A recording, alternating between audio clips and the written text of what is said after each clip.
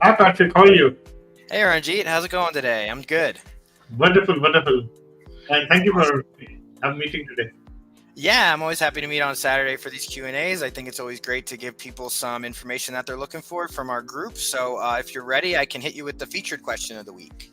Absolutely. Let's go ahead. Excellent. Do you have any of, or sorry, do any of the criteria for the EB1A green card have more significance than others? Well, it's a matter of perception at times that you always feel that from the purpose of EB1A, whether there's a one criteria would have a higher weight than others. I mean, strictly from a legal parlance, I don't think it has any kind of weightage or anything. Let's look at it from a criteria by criteria, and then let's do more deliberation on that.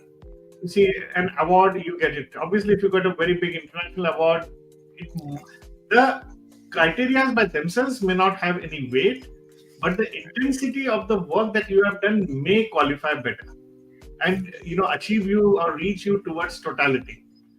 Let me tell you what do I mean by this. Let us say you have a very profound, let's say you are in field of clinical research and you have done some kind of a testing which has changed the lives of millions of people. That would definitely have a more weight uh, rather than, let us say, you have done some ad hoc judging somewhere, or let us say recruitment or something which is not, you may not be HR, but you have just helped your company in doing a judging a peer of others. By itself, the criteria may not have any weight, but the intensity of the work that you have done would definitely carry a good weightage. So, many lawyers or many people, kind of always advise, experts would always advise, go for the work which demonstrates your expertise and which would have your intensity better actually. So, don't, like for example, many people believe that they have to go for original contribution, but if you don't have any, don't try to push yourself into it. As simple as that, I would say that. So while it is a matter of belief that my salary is very strong because I'm getting a high salary, but the evidences that will prove that it is because of your expertise will carry more weight than the criteria by itself. So USCIS is pretty, I think, neutral from a category. I have never seen any lawyer telling me or anybody speaking about that. Okay. Got it. Gotcha. So then from our group, anonymous member asks, are there any success stories of people who have started from scratch and managed to get the EB1A with the guidance of people promising coaching and guidance? Is it even possible for someone with no PhD, research, or judging experiences to get there in a year or two? Well, there are two aspects to it. First, let us take the second part of the question. Is it possible for someone with no PhD research or judging? The answer is absolutely. Most of the people from the Next League program, they do not have PhD or research or judging, to begin with. In fact, 90% of the work that all our EB1 achievers have done is after they have joined the, kind of work. Almost 90% of the work, all the EB1 achievers. Now, as far as specifically about the judging experience is concerned, this is just one of the criteria. You may qualify for the judging based on the work that you have done, and you may not have done. Now, let's go to the first part of the question, Patrick, wherein the person is asking that are there any success stories of people who have started from scratch? Let's understand this. Typically, EB1A, don't look at it as a green card. You have to look at it as a stamp of excellence of your expertise. Now, the question ideally should be, well, is it possible to start from scratch and manage to become an expert in the top 1% of your field within 1 year or 2 years? That should be the question. Well, absolutely. I mean, don't look at EB1A just as a green card. Our objective is to put people into, success story or put you on a path where EB1A becomes a kind of milestone. Now, having said this, we absolutely have seen marvelous people and extraordinary people who started from scratch. We had a gentleman called Dikshit. He started off at the age of, I think, 26 or 27. In 1 year, 1.5 years, he managed to, become extraordinary in his own right and achieve EP1A. We had this another gentleman called DevOps. I think Ajay. He again has been very young in his 30s. He got his green card in less than 2 years. Dixit was a data scientist. Ajay was DevOps engineer. So we have seen a lot. There are success stories who have done it starting from the scratch. So even if you look at it from the scratch, definitely you need to have some kind of an intensity. And don't try to seek a benevolence of time here because you want to do it fast. Focus on you becoming a top 1% expert in your field, and rest, I think everything will follow, Patrick. I hope this makes sense. Yeah, always makes sense. Focus on the success. I completely understand that.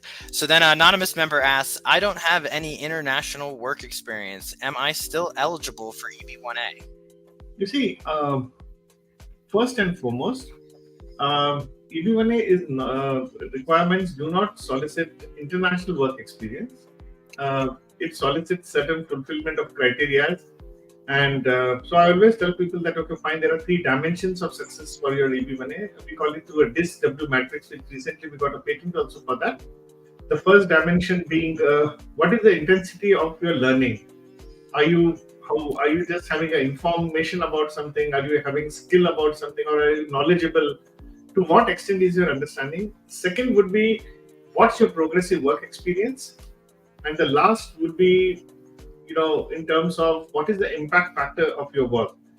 You don't get EB1A because you have a work experience. You get EB1A because your work has been very profound. And this would state that, you don't have to be like kind of a celebrity.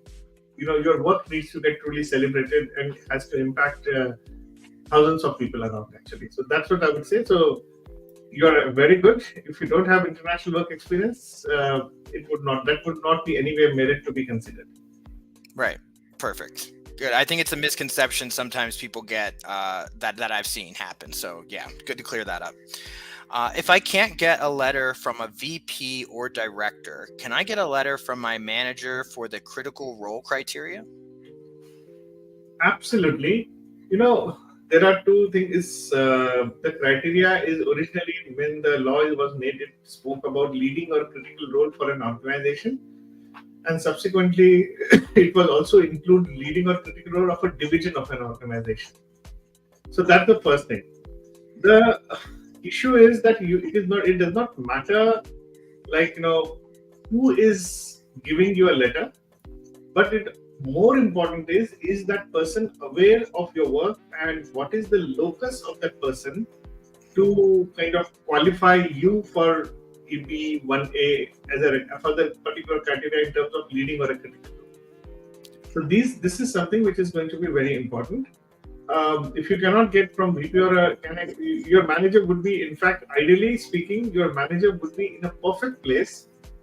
We're having the right locus to kind of give you this letter. Actually, I would say this. So you are very good at it. Great, good to know. So anonymous member asks, my salary on my W-2 is $140,000, and I have a background in support engineering. Would this qualify me for the high salary criterion? Well, I again say that first and foremost, and this is applicable to all the EB1A aspirants and to respond to all the previous questions, that it is not your salary that is going to make, or any particular fulfillment of criteria that is going to help you to get EB1A. We are seeing people getting 8 criteria approved. Recently, somebody got 5 criteria approved, and they have been still rejected, actually. So don't focus on fulfillment of criteria, but I think there are certain elements that I'm going to demonstrate. Is when we talk of your salary criteria, let's take this particular criteria. The first question would be that, is it why somebody is paying you? Is it because of your expertise? So that needs to come out in the documentation. So that's the first and the foremost thing. The second is when we talk about, is what has been the impact factor, and is the salary has been sustained. So either you show some kind of a growth trajectory in your emoluments, or you demonstrate that it has been in a part of certain, you have been in the top in your region, in your area, for how much are the comparative, people are drawing. Now, all these things you have to put together and you have to understand. Otherwise, I think it won't serve the purpose, and technically you may even fulfill the criteria, but still in totality it may not work. Gotcha. Yeah, makes sense. So anonymous member asks, I have written media articles about myself that have been published. Is this usable evidence for the media publications criteria? Could you repeat the question, Patrick? I have some concern. Is my understanding correct about the question? I just want to ensure that. Sure. Yeah, and I got this question in a call one day. So they said that I have written media articles about myself that have been published. Can I use this as evidence for the media publications criteria? So the person wrote about himself. So you are saying that media is about myself, that I have written about myself. So who wrote the articles? That's the first and foremost. What is the profundity of that journalist who wrote about you? That is very important, because definitely you cannot write about yourself, then it is simply a blog. Right. Okay. Now it has been published. So where it has been published, what is the medium, what is the circulation, what has been kind of approach? Is it published in the Time? It is in Forbes? Is it in Times of India, Economic Times? Where it is actually? If you can get a circulation figures to this impact, what is the credibility of the publication? Even that would matter, I would say. So all these things. So rather than just looking at, again, as I said, is it sustained? Why? What has been written? You got some award. You did some groundbreaking some contribution. That you took the company from X level to Y level. So what is it that has been written? Would be. I do not want to qualify myself to go whether the person would fulfill the criteria without having known these factors. So one would be. I would be worried in this case. Second, I have a message, I think, for many people who are having jobs and otherwise. Don't try to media is highly sensitive. You can't just push yourself onto the media. If you are working for a company, are you authorized to talk to media? Would media have any concerns about you talking to them? In fact, recently I know about a case wherein a person was trying to aim for EB1A. He spoke to something about media. Inadvertently, he happened to tell something about himself to the company, about his work and the company. In fact, that led to his termination actually. So, because at the first outset, he was told that he is not authorized to speak to the media.